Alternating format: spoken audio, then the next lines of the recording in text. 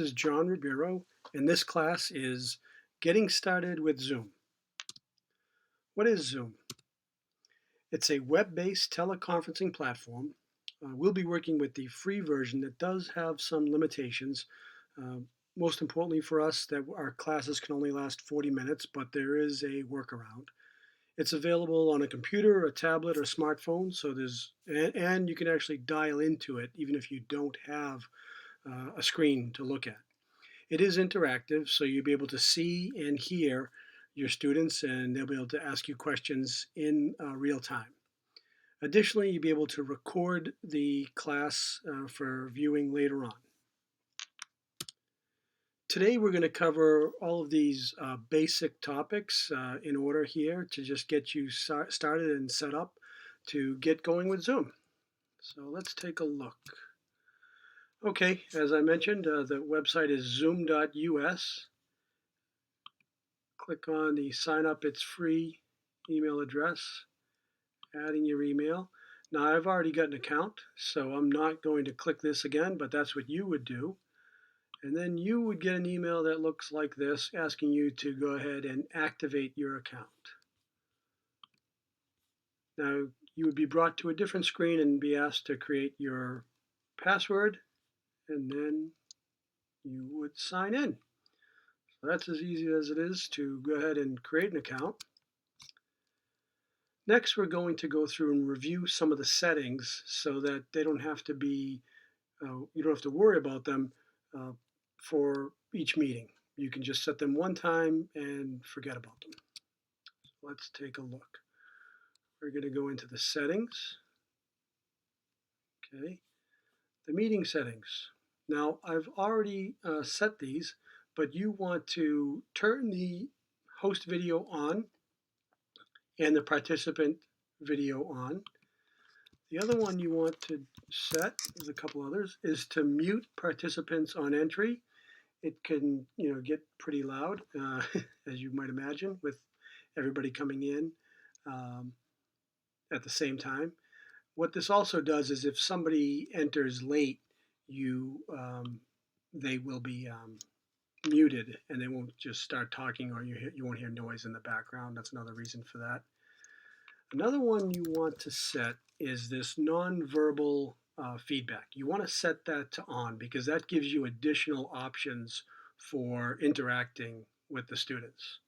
So we're going to go back up to the top of the screen here, and we are now going to look at the recording settings.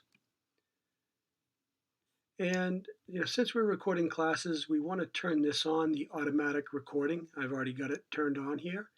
And it's going to be recorded on the local computer. If you have a paid subscription, you could save it to the cloud, but we don't, so we're working with the free version, and it's going to be saved to your local computer, which we will take a look at a little later on. Finally, we want to look at the telephone settings. As I mentioned, you can dial into a class even if you don't have access to a screen. And you want to preserve privacy of participants, so you're going to set this to scramble the phone numbers, to mask the phone numbers of people that are joining the call. Okay, let's take a look at setting up a meeting. Now, so let's go over to meetings. And we have a meeting dashboard. And here you would see all of your upcoming meetings, and we'll take a look at that in a bit.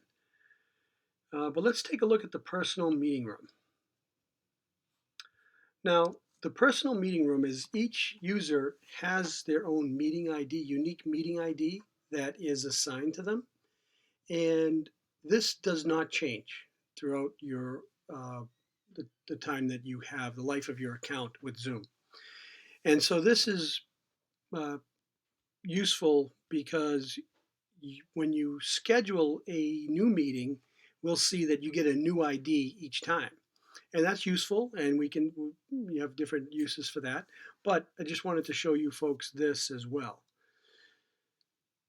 So you can see that we have our settings that we just took, and we have the host video and participant video are on. Also, these settings are set and we cannot change them here.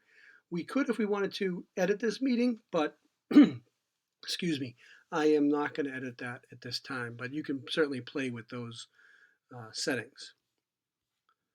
Okay.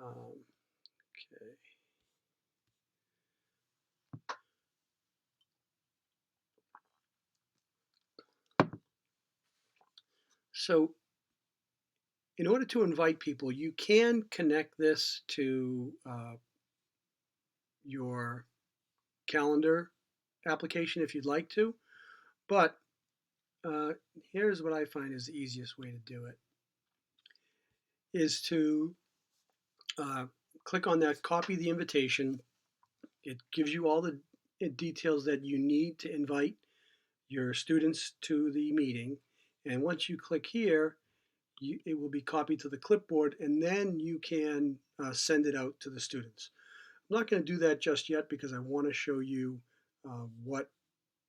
how to schedule a meeting as well. So this is it's going to be a similar process, but this is strictly for um, the instant meeting or the personal meeting room.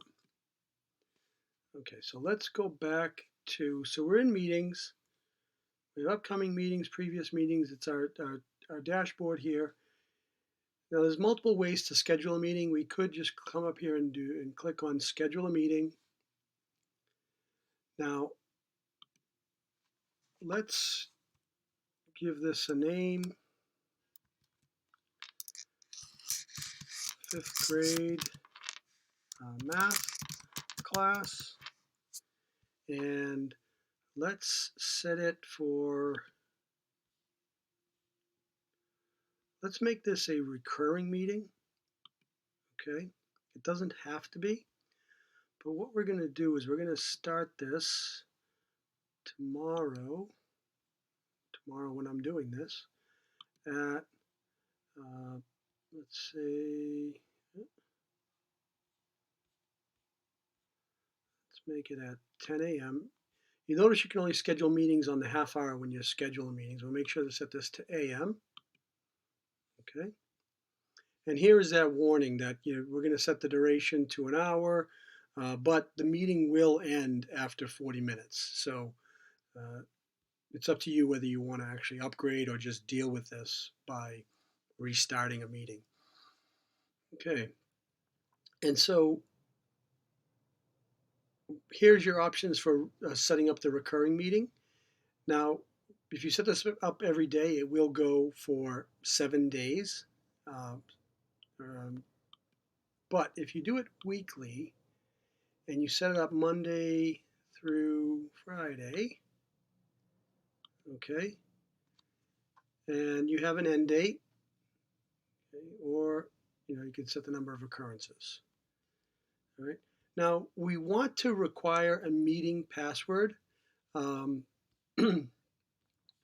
because that keeps the meeting secure. If you don't require a meeting password, there's just a simple number that's generated, a meeting ID that's generated, and hackers can test URLs, so the address that would show up here, and just join random meetings. That actually happened to one of my daughters when she was attending an online class, that random people just started showing up to the meeting. Okay, now when you're scheduling the meeting, you can see that the settings didn't take from the high-level settings that we set. That was only for the personal meeting room or the instant meeting. It's the same thing, just different names. So we want to mute the participants upon entry, and you also want to enable a waiting room. And I'll show you why that's important when we look at what happens when you invite somebody. Okay, so double check. Oh, here, the audio. You want to allow both. So someone maybe they don't have a good computer audio system. The speaker or the microphone doesn't work very well, so they may want to dial in. So you want to leave that option. You should know that in this time of high demand, that the telephone connections may be limited. But so you want to just leave this checked as both. And okay, so we are ready to go. We're going to schedule this meeting or save it. Okay, very good. Now, you'll notice that even though this is scheduled to start tomorrow at 10 a.m., we could start it now, and we will in a moment. But what I'd like to do is go back to the meetings dashboard and see our upcoming meetings. So you can see now that we have all of these meetings that are set up out into the future, okay? So a total of 31, fifth grade math class every day, Monday through Friday at 10 a.m. Okay, so now to get back to the page where we were, what I want to do is go back and show you again how to invite people to the meeting, okay? So you can see here, I wanted to show you this URL real quickly. Not really too important, but you can see that the password is encrypted. So this isn't something that a hacker is going to be able to test and figure out. So I'm going to copy the invitation. Here we go. And you can see it's giving all of the details here. Okay. Copy meeting invitation. And I am going to send this to my daughter, whose computer I happen to have next to me. And I need to just get into her machine. And while we're waiting for her to join, I am going to start this meeting so you can see what it looks like. Okay, so you can see you've got to, in my case, and it may be different on your browser or your system, but this is what I've seen in Windows and in Mac, that you do have to give permission to open zoom.us. And here it is, it's launching, connecting. Okay, so you can see my video is in the background here. I'm going to join with computer audio on, and we don't have any other participants other than myself. That's all who has entered. But I am going, and I'm muting myself here because we get feedback once my other computer enters. I am going to join from the other computer, and we will see um, the other user pop up. Okay. Sorry you're stuck looking at me while this launches. Okay, I am not going to join with the other video. Oh, I guess I am. I did join. So here's what I wanted to show you. Okay, yep.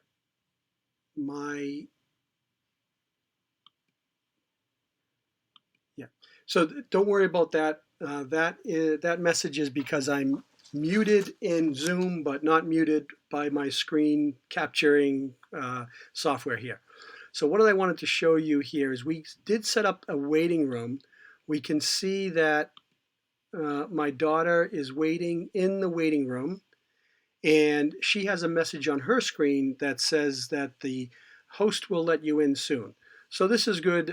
You can get yourself ready, start the meeting 5 minutes ahead of time, and all of your students can get in, and you can go ahead and then admit them into the meeting. And I'm going to shut that off, and now you have 2 pictures of me, which is not necessary. So there we go. Here we are in a meeting. We have myself and 1 participant. In a future video, we will do some actual interaction with students. But for now, I wanted to show you how to manage the class there. And you've got a meeting going. Let's go back to our topic list. Sent invites. Let's talk about controlling the meeting. So we admitted the participants in, and here I want to show you some ways that the students can interact with you. Okay, so by setting that nonverbal communication setting, that allowed all of this functionality for you, okay? Now, as a participant, you would see, and you will see it if you join one of my Zoom meetings when we do some of the drop-in time, that you can also raise your hand. Um, and you can take a poll. So you can ask, hey, did everyone get that? Just click yes if you got it, or no if you didn't, or you could use the thumbs up or thumbs down, or that type of thing. So it doesn't turn into this loud, everyone talking all at once. Okay, um, and you can see you have control over whether you've muted the students or not. Okay, so you can unmute somebody that's got a question and they can ask a question. You can also ask them, hey, turn your video on because you want to see them, make sure that they are actually, you can't control their camera, but you can ask them to turn their video on, make sure that they're not sleeping or, off doing something else and they're logged into the screen. You can also put them in the waiting room. Um, if for some reason maybe I'm not sure why you might want to do that, but you do have that option. Put them back into the waiting room. So that's how you can interact with the students and how you control the meeting as it's ongoing. And let's look at sharing other applications here, because that's a critical piece of what we're trying to do. It's going to, you can obviously show material. Some teachers will use a whiteboard, and if it's math or something they want to do the problems with the students, they will, and I've seen this with some of my daughter's classes already. They have a small whiteboard that they'll use and work through problems with people. The other thing you can do is you can share other applications that will be open on your desktop. So you can see when this comes up, and now you're seeing this because I'm recording my screen, but the participants don't actually see this. So I've got some material here on the French Revolution. And so now this is what the participants are seeing, okay? And, this view of the users is also on the side, and there's different ways to control that you can look into. One thing I want to point out is that the controls that were at the bottom now are hidden at the top. This is not something, again, that the participants can see, but it's something that you can see. And there are controls that you can play with up here. You can pause the sharing if you wanted to switch screens, you wanted to look for something. You can annotate. You could give remote control to somebody. It's not something that you'd want to do necessarily with the students, but it is a way that if you wanted to work with somebody to help you get something working on your computer, maybe something with Zoom or another application, you could give someone who's helping you access to your computer. Maybe it's another teacher. Maybe if I'm helping you in one of the drop-in sessions, that to help you get started and show you where things are, you can actually give control. So those are where those settings exist. So now I'm going to stop sharing. Okay, you'll see that disappears. We go back to the screen where you're just seeing the participants. One thing I want to show you is the gallery view. So the gallery view, if we had more participants, it would look like a Brady Bunch screen here with a grid of everybody's faces. So that may be how you want to start off, or that's maybe how you want to keep it. The other way to do it is the speaker view, and what will happen there is that the speaker's screen, the one that you can hear, will be largest and in focus. Now both of my computers are, I'll show you, if I unmute my computer, then I will, we'll stop that. That's not going to work. We get too much feedback. So anyway, the speaker will be the focal point if you leave it in the speaker view. Okay, so let's end our meeting. So down here, we're going to end the meeting. We're going to end the meeting for all. Okay. Now, this is an important piece. You need to let this conversion process happen and complete in order to be able to use the recording. If you were to click and stop this, then it would be unfinished and you will have lost the entire recording. So we're going to let this finish. Hopefully I can fill enough time to let this go by. It's going by quickly enough. We're almost halfway there. Once this is done, I can actually show you now what's going to happen. Okay, so this PDF is also going to be available with this recording, so you can use this to review your settings. Additionally, this is what we just talked about in terms of allowing the conversion, allowing Zoom to finish the conversion to an MP4. That's something that will be able to be watched later on. And where it's stored is on a PC, so on a Windows machine. It's going to be under Users, your username, Documents, and then Zoom. And on a Mac, it's going to be under Users, Username. It's in the same spot, Documents, and Zoom. The slashes are a little bit different here. So, okay, this is what the remnants are of the Zoom. So let's go and take a look at Documents, Zoom, and today, let's see, got a few of them. Now, we'll see. So you can see we have an MP4 here that that can then be uploaded, replayed, uploaded to your Google Drive or a network drive, and that students can then access for viewing the class later on. Okay? So, okay.